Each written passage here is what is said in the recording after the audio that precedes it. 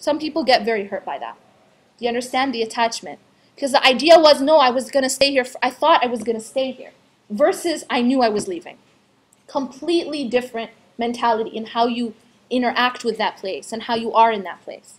So our mentality in this dunya should be that I'm leaving this place. This place is temporary, and the place that I'm going to is not temporary. The place that I'm actually preparing for is the one that lasts. This one does not last. Nothing in this life lasts, and this is a sign for us. Even the fact that when you see a flower or you see a, any kind of plant or garden, Allah subhanahu wa ta'ala made it a sign that it doesn't last. Do you guys ever think about this? Because this is something Allah is telling us in the Quran to think about. That look at these things, that no matter how beautiful the flower is, it only lasts for a limited amount of time. And over time, no matter how beautiful it started, come 1 week, 2 weeks, 3 weeks, what does it do? It wilts, and then it dries up, and you can, at some point, you can just take it in your hand and just crumble it. It's nothing. And it just blows in the wind. This is, Allah subhanahu wa ta'ala says, this is the example of this life. This life is just like that plant, just like that garden.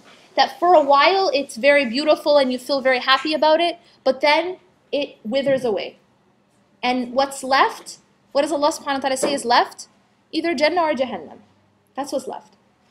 So this is how we have to understand this life. And we need to seek, look at around, the signs around us, they teach us about these things, that nothing here lasts. Another example is our youth. Like you guys, you don't feel this because you are all young right now, yeah? But if I were talking to a room of 60-year-olds, 70-year-olds, they would feel what I was saying. I was young like yesterday, man. Where did it go? But even if you think about when you were in middle school, it doesn't seem like it was that far away. The point is that no matter how, how youthful someone is or how beautiful someone is at some point in their life, what happens? Take the most attractive superstar, or movie star. But what happens after 10, 20, 30 years to them? Nobody, no matter how much plastic surgery they, try to do, nobody will look the same. Over time, you lose that beauty. And this is the sunnah of this life, that everything passes away except for one thing, and that is Allah subhanahu wa ta'ala. Allah subhanahu wa ta'ala is the only thing that's lasting. So what we have to do is be careful not to hold on to what's passing away. And we need to hold on to what's lasting. And we need to prepare for what's lasting. Because it's just a foolish person who sits and puts all of the furniture, it's like, imagine that you know that you're moving to another house. And you sit and you take all the furniture from that house you're moving into and you put it in your dorm that you're leaving. It wouldn't make any logical sense, right? What we do, we take from our akhirah, the house that we're going to, and we fill our dunya, which is the house we're leaving, the dorm that we're leaving. We need to really just that's a foolish thing to do, because we know that we're leaving this life and we're going to the next. So furnish the next life, because that's the life you're going to, and that's the one that lasts. Okay, so I'm going to, inshallah, go through, this is what I would say, so 10-step recipe for success, inshallah, in this path to our final home, inshallah. The first one is what I talked about for a little bit, and that is know what your goal is. You need to know where you're going. If you're in a race and you don't know where you're going, you're never going to get there. You need to know what your goal is. It has to be very clear in your mind. And here the goal is Allah subhanahu wa ta'ala. So know Allah, know who Allah is, know what Allah subhanahu wa ta'ala wants from you. Now, the second one, now that you know your goal, second, know your purpose with respect to the goal. This is also very important. If you're going to fulfill this purpose, you need to know what it is. And in our case, and in the case of the human being and all of creation, is that purpose is to worship Allah subhanahu wa ta'ala. So if you know this, then you can better prepare and you can better fulfill your purpose. وَمَا خَلَقْتُ الْجِنِّ وَالْإِنسِ إِلَّا لِيَعْبُدُونَ. I have not created jinn and human beings except to worship me. So basically, number one defines your end, and number two defines your means. How are you going to get there? How are you going to get to Allah? Through ubudiyyah, through worship of Allah subhanahu wa ta'ala. And the question here, this doesn't mean, again, just a side note, worshipping Allah subhanahu wa ta'ala doesn't just mean something you do at Friday Jum'ah, right? It's not just when you're praying. It's not just in Ramadan. We said that worship of Allah subhanahu wa ta'ala is using any means that is pleasing to Allah subhanahu wa ta'ala to get closer to Him. That's worship. So if I'm using my schooling, my education for the sake of Allah subhanahu wa ta'ala, that's a form of ibadah. That's a form of worship. And we know that everything can potentially be worship because Allah says that's the only reason He created us, which means that for sure it's something we could do at every moment because He says that's our only purpose. Number 3, know this life. Know this life. If you're going to be able to sort of master the dunya, you guys ever seen The Matrix? You guys know The Matrix? Okay. So how does he? What's his name? Neo. That's what I thought. How did you forget his name? Yeah, no, I was thinking Leo for a second, then I thought Neo. Yeah, that's what I thought.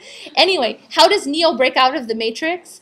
He has to, in order to break out of the Matrix, he has to understand the Matrix. He has to master. The way to master the Matrix is to understand it. If you want to break out of dunya, you're going to be in dunya, but you know how to master dunya, you have to understand dunya. So what are the characteristics of dunya? First of all, dunya is temporary. You have to understand that, or you'll get lost in it. If you don't understand that this dunya is temporary, that it has a beginning and it will have an end, you will get lost in it. You will get drowned in it. And this is the concept we talked about with the advice of the Prophet ﷺ, be in this life as if you're a traveler or a stranger.